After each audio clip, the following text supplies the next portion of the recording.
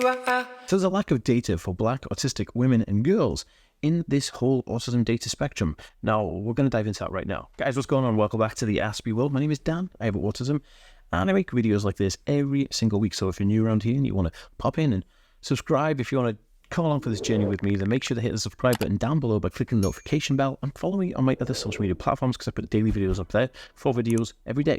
Okay, so I came across this article on 19thenews.org, which I'll leave the article link down below if you want to read it.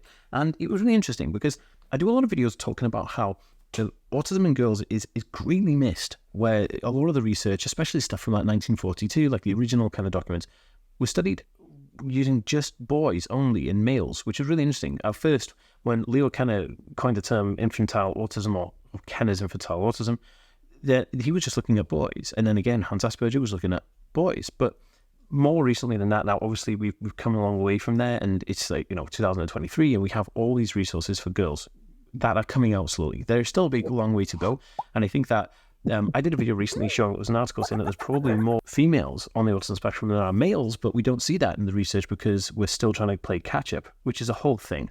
But regardless of that, this specific news article which I read was actually talking about the gap or the lack of data for, ethnic minorities, especially including Black women and girls, where there is a lack of data. Now, this is down to a few different things. The article is emphasizing the fact that the diagnostic criteria and the tools were not adequately capturing the data of Black females. Now, this is down to things like the tools that they're using, or the diagnostic criteria they're using, is not currently responsive to cultural differences and cultural identities, because obviously when you're dealing with culture, you have to take that into consideration when you're dealing with a person and a personality or a behavior-based trait of a condition like autism, because it is neurological and it is going to be impacted by the culture. There are now efforts to address this gap in data, or this lack of data between, Black women and girls and autism. And I think, how has it even gone on this long? 2022, we don't have it. It really annoys me because,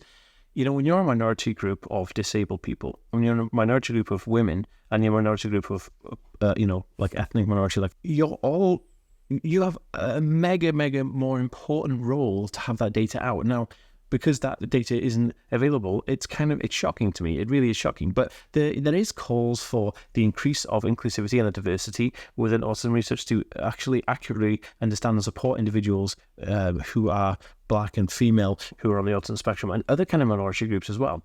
But I think there's such a lot of research and scope in the area of females on the autism spectrum now. We're going to see a big shift in this, and I think what we're going to see is an increase in females being diagnosed, because there is a huge lack of data. I can't believe that this is a thing. I mean, it's absolutely bonkers because it's like 2023, right? And we're still like, the girls have autism. Of course they can have autism. It's ridiculous.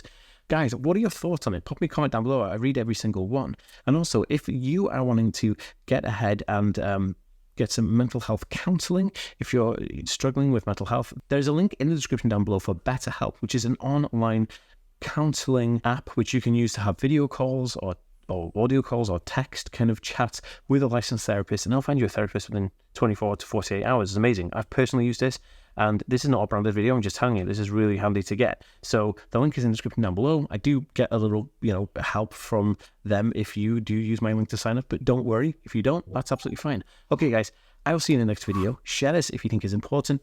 Peace.